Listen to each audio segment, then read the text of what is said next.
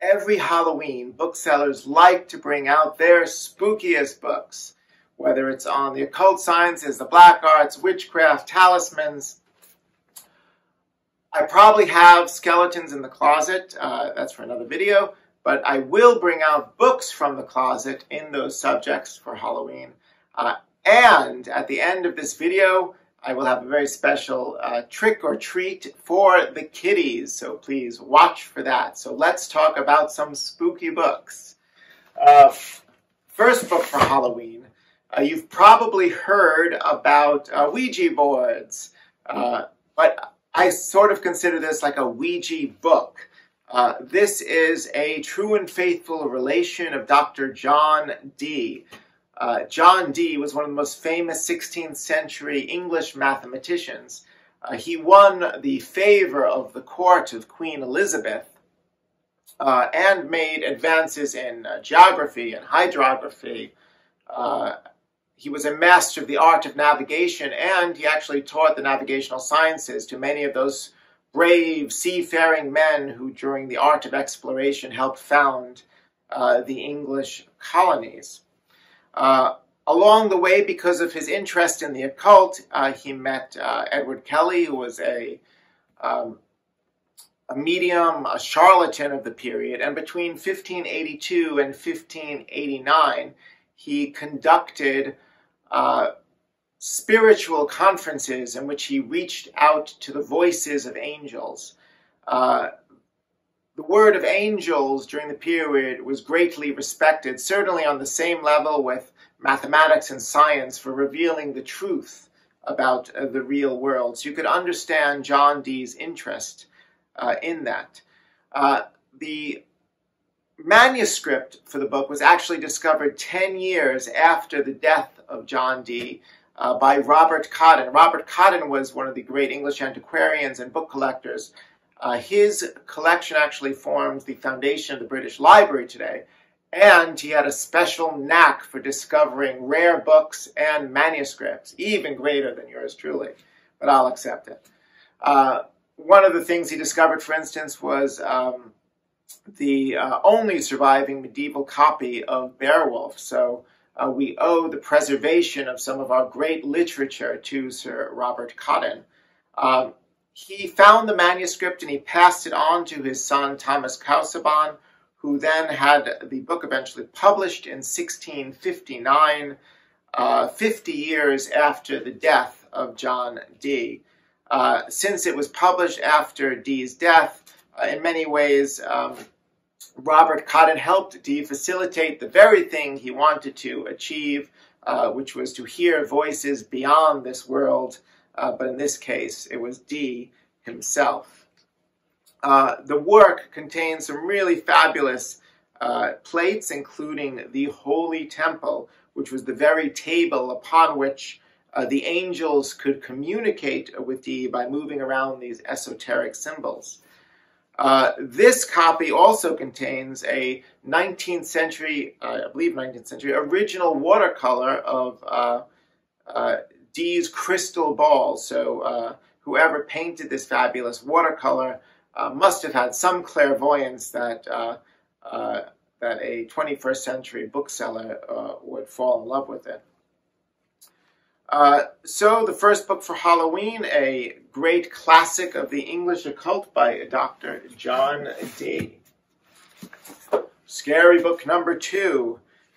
This is actually one of my favorite books in the occult. This is the Magus, or Celestial Intelligencer, of Francis Barrett, printed in 1801. Francis Barrett was an English occultist, and he gave lessons on the dark arts from his apartment. This work is a very strange and curious amalgam of all sorts of Renaissance texts. It actually renewed interest in magic during the period, which appealed to a lot of people with Gothic taste, and put before a new generation of people texts that had been overlooked, such as the works of the great Renaissance occultist Cornelius Agrippa, or Peter of Abano in his Heptameron, very famous works now. The book actually had great influence as well on Masonry and even on Mormonism, because Joseph Smith himself owned an amulet that was copied directly from a plate in this book.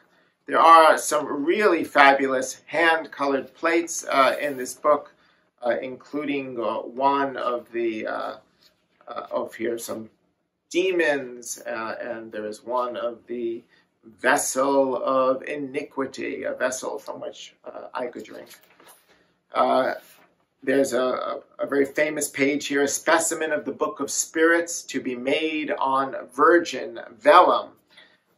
One of the things I love about this book is actually the advertisement at the end, in which the author really tries to engage with his readership. It's also a little bit like social media. You better press like and follow me.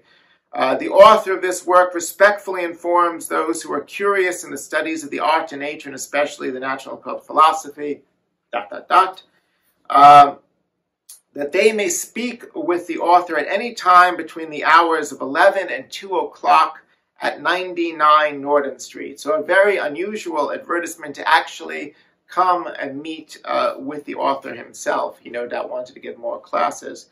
I would suggest to the audience at home, if you are going to give classes in the dark arts, don't give your home address, get an office. It's always good to separate the two.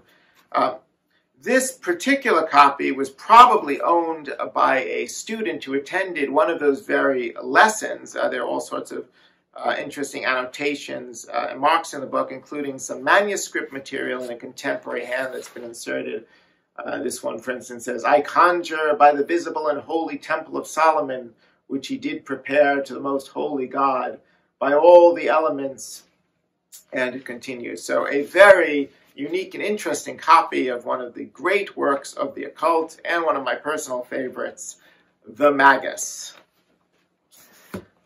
Book number 3, a 1629 copy of Processus Juridicus contra Sagas Veneficos, Legal Processes Against Witches and Poisoners.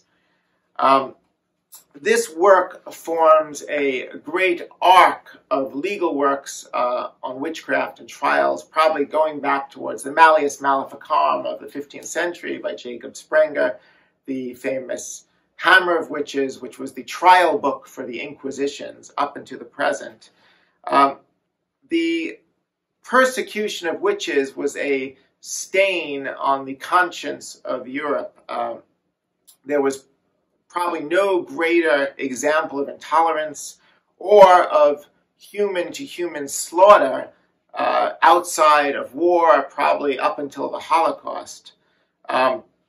Against those injustices, you would expect great enlightened men of the period to speak out, but you don't really hear the voices of Leibniz or Descartes or of Bacon against these trials. This, however, is a very interesting work of some tolerance.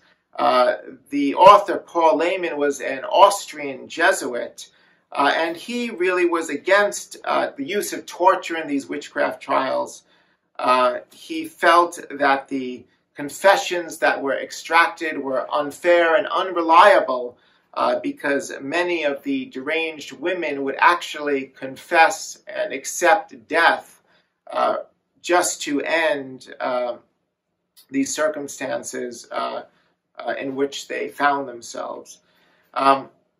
This is a particularly interesting copy of it, bound in a very early manuscript, a legal manuscript, Binder's Waste, which I've talked about before in some videos, but you could not conjure up a better copy of the work itself. So a very interesting, tolerant work against, well, I wouldn't say against, but with more understanding of witchcraft trials. And finally, The Complete System of Magic of Daniel Defoe. Daniel Defoe is dear to the hearts of all booksellers, the author of the great English novel Robinson Crusoe and Moll Flanders. A shout out to anybody who's read Moll Flanders. Is anybody out there? This probably has one of the most purposely deceiving titles in publishing, because when you hear the complete system of magic, it sounds like an instruction book for the dark arts. But Defoe makes very clear early on in the preface that's not what it is. He says, if by a system of this terrible thing called magic, my readers should expect a body of the black art or a book of rules for instruction in the practice, they will be mistaken. So it is not an instruction book, it's actually a historical work on magic and conjuring through the centuries. You can see that in the example here of that great incantation used by every magician at a children's birthday party, abracadabra, and he traces it back to the Greeks here and shows the unusual reflective and mathematical properties of it that made it rather mysterious, displayed as an equilateral triangle, eventually leading to its widespread use as an incantation.